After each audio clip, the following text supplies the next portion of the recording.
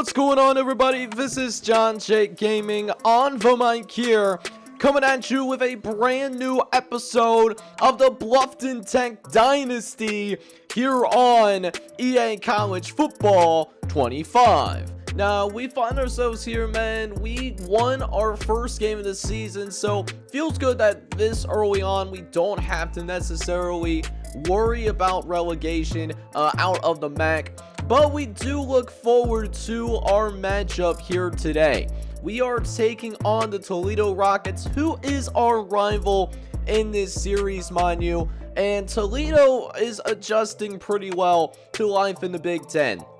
They're 2-1 so far. They won their first Big Ten conference game, and they're currently ranked number 16 in the country. But on paper, we are somewhat similar, as Toledo comes in with an 80 overall squad. We come in with a 76 overall squad ourselves, but we do have an ace in our back pocket, though, in Nash Birthday, who not only was Defensive Player of the Week in the MAC in our first win against the Rocketmen, but he was also the National Player of the Week. So huge opportunity to come out here, man, with the opportunity to try to win 2 games in a row for the first time in this series. We'll see if we can pull a big time upset in this one. Should be a good one.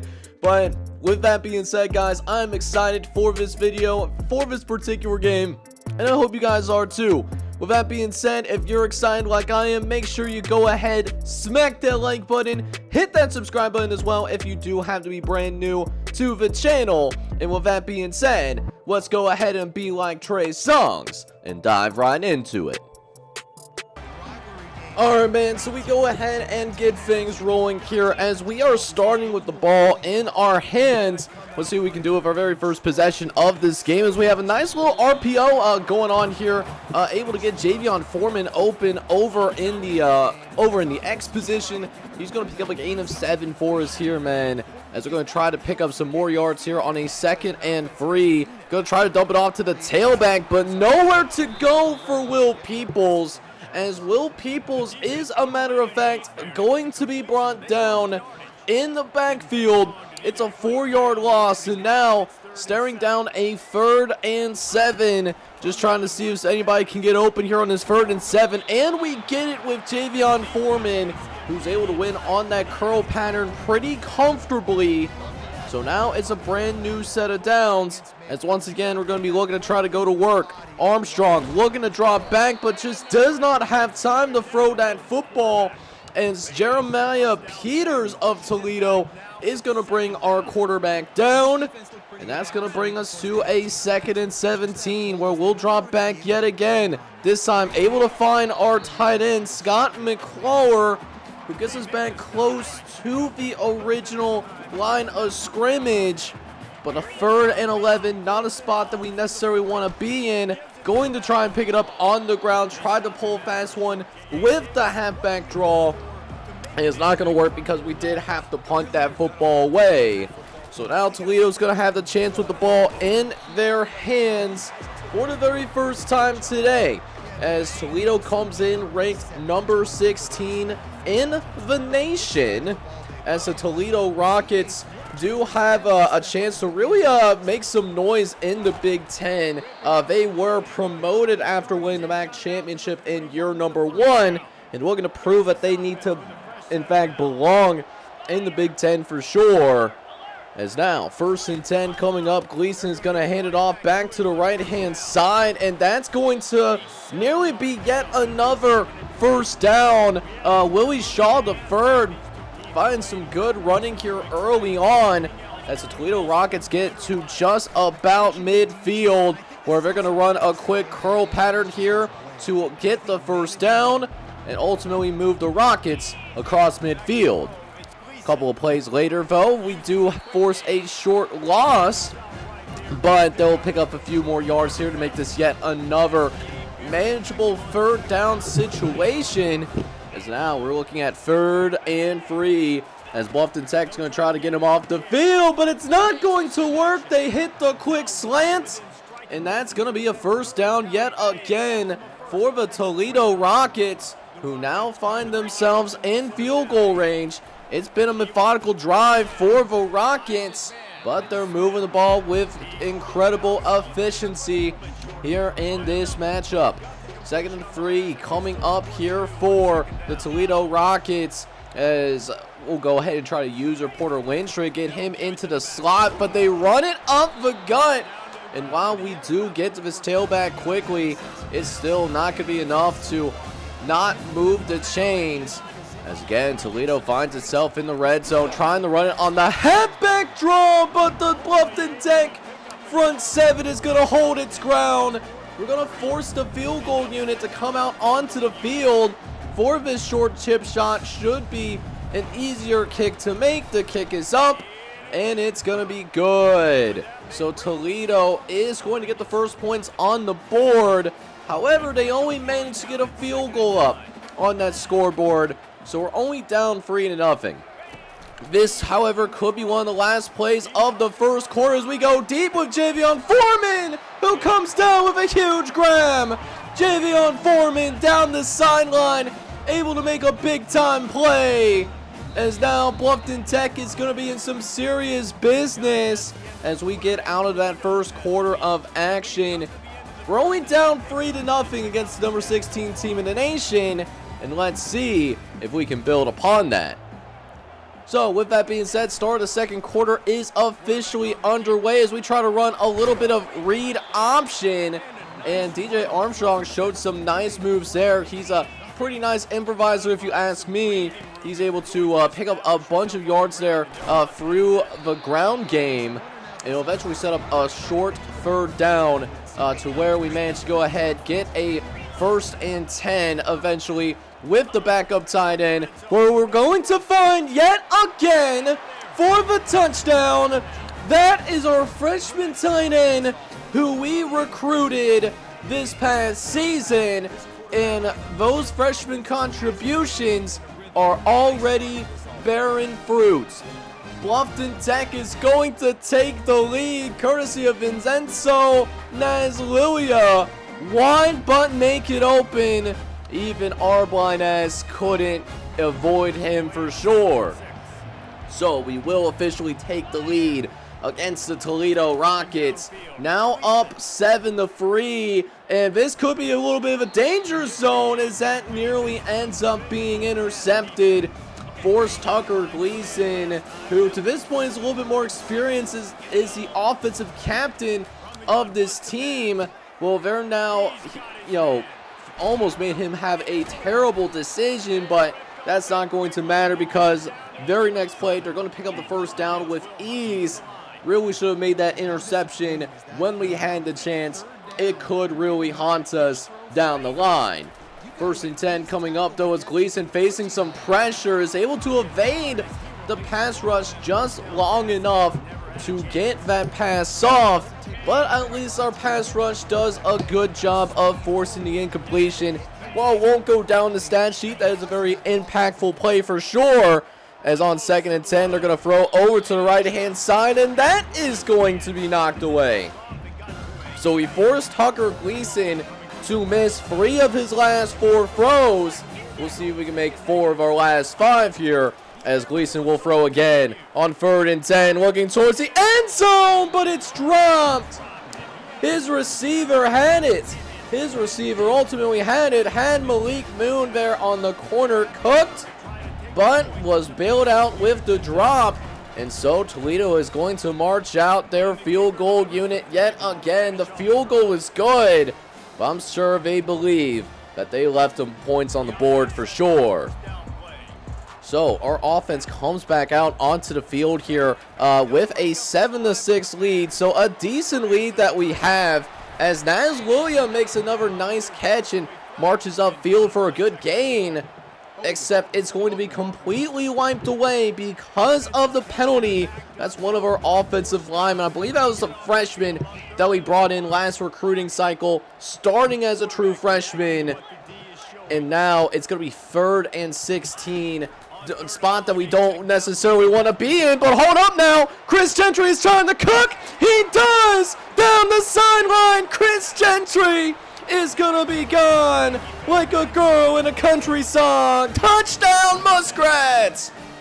Bluffton Tech came to play here today, and that was just an absolute thing of beauty. The sophomore is going to extend the lead for Bluffton Tech. And don't look now, but officially, the number 16 team in the nation, we have them boys up on upset alert right now. This is going to be fun, and it's going to be absolutely entertaining as well. 2nd and 16 coming up after Tajay Cole's sack as they're going to try to run to the left-hand side. This 38 has some room to scoot and nearly picks up the first down on the ground. So a little bit of a disappointing play for our defense, as now it's a much more manageable 3rd down because of it, as they go right back to Spiegel on the ground, who's looking for a little bit of running space and is going to find it. 1st down for the Toledo Rockets. And so, because of that, the drive will still continue. After the 1st down run, we'll see what Toledo runs yet. It says drop back out of the gun formation, as that will be thrown quickly to the left-hand side to Junior Vandeross III. As that's going to take us into the 2-minute warning. So it's been a little bit of a quicker first half. But, you know, we'll see if our guys can come out here and finish strong for sure. As, you know, this is the part where, you know, my PS5 definitely wanted to start adding some games like updated. So maybe some things like working in the background that you might see on this channel here in the future. But 3rd and short coming up here. Gleason's going to try to run the halfback draw and has nowhere to go. So we'll call one of our timeouts here, and we got a chance to pad this lead up before we go into halftime. Let's see if we can do exactly that as we try to throw to our receiver. But ran us like a book, and 12 is going to make us pay for it. Just undercuts the route. DJ Armstrong threw it just a half second too late. And this is the thing with the Heisman difficulty here in College Football 25. You got to be quick with your decisions, and that's a big reason why. So now, with that being said, Toledo has a chance to possibly tie the game up, but Gleason is under some heavy pressure. Nearly is brought down in the backfield. Was able to throw that pass away at the very last second. So now, with that being said, 2nd and 10 now coming up. Gleason looking to throw over the middle. He's got an open receiver who's able to get to about the inside the 5-yard line. So a 1st and goal coming up as Toledo could tie it here if they wanted to. Gleason looks over the middle, has a wide but naked open man on the slant pattern. Looks like it's Junior Vandeross III that is able to find the end zone for the Toledo Rockets. It'll be intriguing to see if they go for the extra point or go for 2. And it does look like they will opt to go for just that old regular fashion extra point. So we still have the lead going into halftime, but not how we wanted to finish those last couple of minutes. Toledo's going to start with the ball here in the 2nd half. So this next drive is going to be huge. So with that being said, welcome back to the Tech Center as we get this 2nd half officially underway. As Chucker Gleason is going to start with a motion out to the left-hand side. It's the tailback, able to find some space after breaking a tackle initially. And his tailback is going to be able to find the 1st down marker as Toledo looks to get off to one of those double dip type of situations, as they were able to score right before halftime, and they're looking to score again before we see the ball once more. Willie Shaw is going to break out one of the bigger runs of the day for the Toledo Rockets, as that will be more than enough to move the 1st down marker. As now 1st and 10 for Gleason. He'll drop back to pass, looks over the middle, and is quickly going to be brought down by Nash Birthday, but it's still going to be completed anyways. And so this could be, it's going to be a pass. I have huge reasons to believe it's going to be a pass as we tried to blitz this quarterback, but Porter Lindstrid could not get to the hot route fast enough. And so because of that, it's going to be a brand new set of downs again for the Toledo Rockets, who are slowly starting to put together a really methodical drive here for sure, as Tucker Gleason just steadily, not getting any huge plays, I would say, but, you know, getting some solid chunk plays. You know, certainly being patient. As second down, we'll see if they can try to complete yet another pass, and how is that completed? Oh my goodness, Xavier Wilson was in good position, but wanted to go for the interception instead of just trying to tip that pass away. And that is going to lead to Toledo actually not only completing that pass, but setting up this short touchdown run on the very next play. And Toledo is going to retake the lead for the very first time since when they were up 3-0 early on in the first quarter. Now, not only will they go for the touchdown, but they also are going for the 2-point conversion as well, which Gleason is going to try to run for. However, runs into a gang of Bluffton Tech defenders, led by, I believe it was Deshaun Weeks, that was able to put down the finishing blow. So the 2-point conversion does fail, but unfortunately for us, though, we do end up going 3 and out for our next possession as well. So here's our defense coming back out onto the field yet again. Nash Birthday is going to start us off right this time around. He's able to get a nice TFL as Toledo will now trot out 5 receivers out in the open field. And that will lead to, you know, a handful of yards being caught, but nothing too crazy though, as Tucker Gleason is going to hit the 1,000 passing yard mark.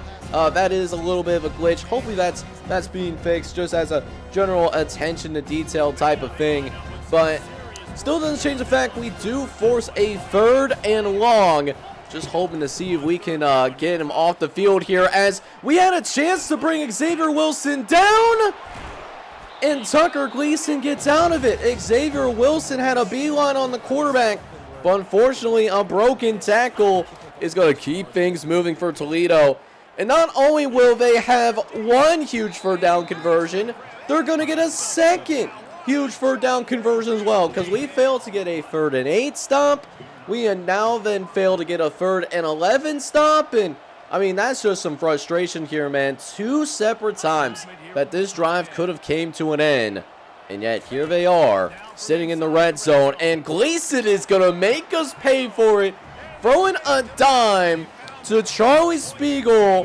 One of the halfbacks moved out to the slot, and certainly he was cooking out there in that slot. So that's going to be another touchdown for the Toledo Rockets, as this number 16 team in the nation is really starting to pull away. So with that being said, this is going to be one of the last plays of the 3rd quarter as we try to throw it to the left-hand side. That's a big catch there by CJ Peaks. Peaks is able to make something shake there for sure, but we have a penalty on the field, and it's going to be a penalty on our offense. So we have an extremely long 3rd down that we're going to have to try and deal with once we got out of this quarter. But in that 3rd quarter in particular, definitely not doing any favors whatsoever. As what can you do on a 3rd and 19, right? Not a lot of choices here, as we're just going to look for hopefully someone to get open, which they do. Our tight end, Scott McQuarrie, is going to hang on to it. So Bluffton Tech now finds itself back in business as EJ Armstrong makes some adjustments at the line. 1st and 10. Looking. Going to throw to the right-hand side. He's got a receiver. That is Chris Gentry, the speedy sophomore. He certainly plays a lot higher than his overall, that's for sure, man, because he now has over 100 receiving yards on the day. Gonna have to give him some more touches somehow here in this 2nd half if we want to have any chance to come back. And sure enough, we aren't taking our own advice, because that was Chris Gentry again, able to make the catch. But then a couple of plays later, trying to go back to the well one more time, and this one ends up being broken up. So 3rd and 13, and this is questionable field goal range here for Tommy White, our kicker, So we're going to try to at least center it for Tommy White, even though we don't really go anywhere. This is on the edge of field goal range. We'll see if Tommy White has enough leg to get this kick underway, as Tommy White does get a decent boot on it, but it's going to be short. The kick is going to be no good.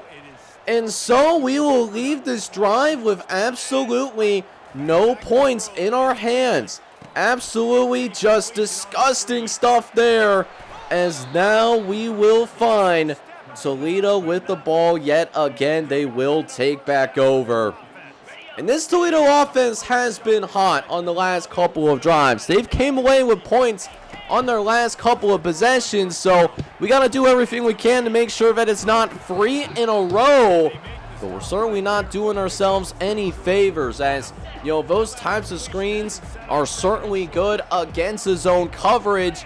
And because I'm concerned about our ability to just cover people in general with our corners outside of Xavier Wilson, that's why I haven't really played a ton of man.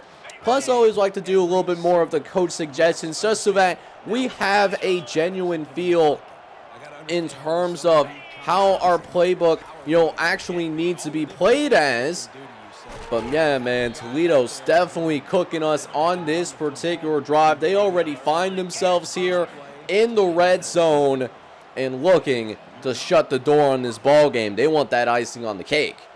1st and 10 for the Rockets, as Tucker Gleason does make adjustments at the line. It's going to send Charlie Spugel out in motion, but that is going to be deflected away. That might have been Malik Moon over there in the corner that was able to make that successful pass deflection. As now 2nd and 10 coming up, as Xavier Wilson had it in his hands and he dropped it. That could have been a big interception. Instead, it's going to be 3rd and 10 as Gleason's going to run it up the gut. Able to pick up a few yards there, but we do at least hold Toledo to a field goal attempt. So at least there's that. But that field goal attempt is going to be good. So at this point, not only are we going to need 2 touchdowns to come back and win this game, one of those is going to have to be from a 2-point conversion as well. Now, why I'm showing kickoffs is because something special is about to go down here, and sure enough, it does.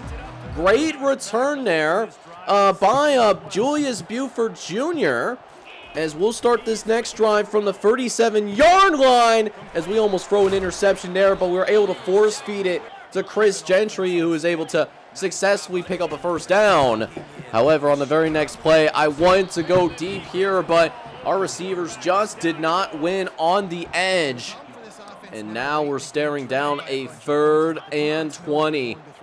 Trying to go a little bit more diverse in terms of our pass calls, because the 4 verts might not always work. This one could, but we rushed it. We rushed the delivery. The timing was just slightly off.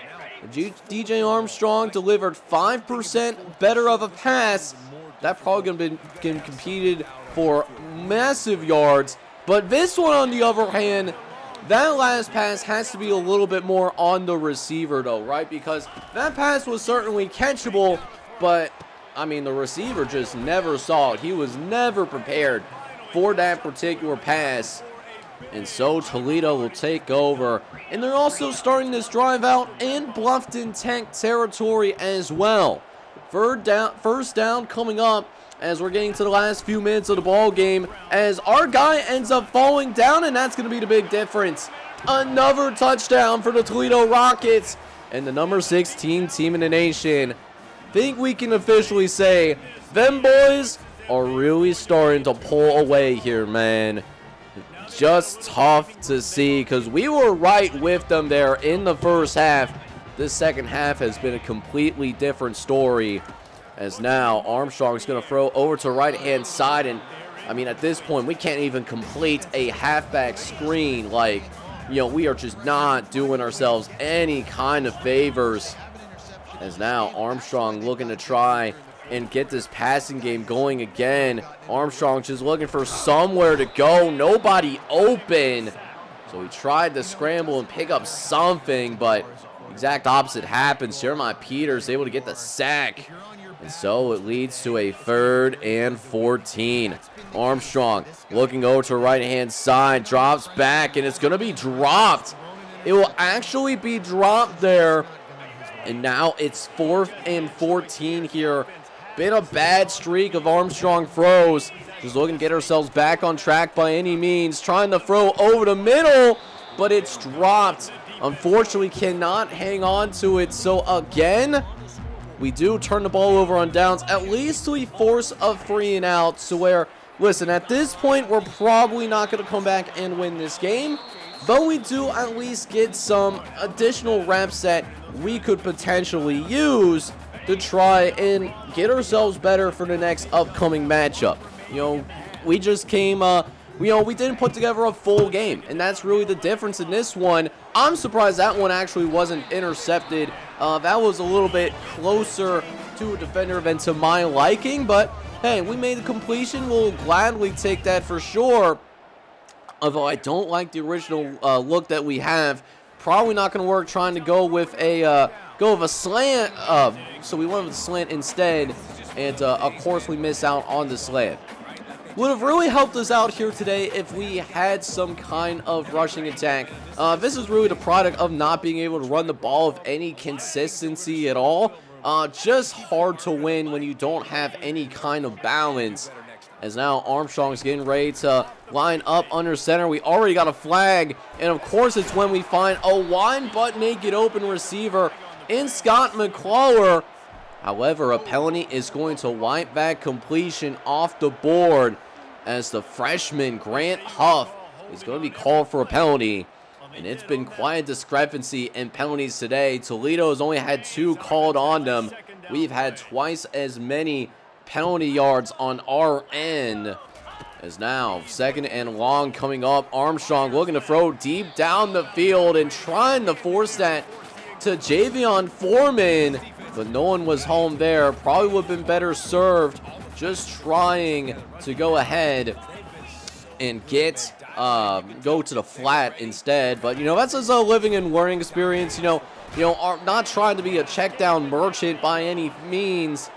And at this point, this Toledo defensive line really starting to get home. Porter now has 3 sacks on his own. And Armstrong just in a nightmare's position, trying to step up in the pocket. And that's how it's going to end here, ladies and gentlemen. We're going to drop our 2nd game of the season, losing another one to our rivals in Toledo. This one 39-14 being that final score. We just didn't have it today. So this right here was truly the tale of 2 halves, right? Because in the first half, you know, we played some good ball. I thought we played some very good football here better in the first half. But because of our inability to run the ball in this entire game, you know, Toledo was able to eventually catch on to what we were trying to do as a team.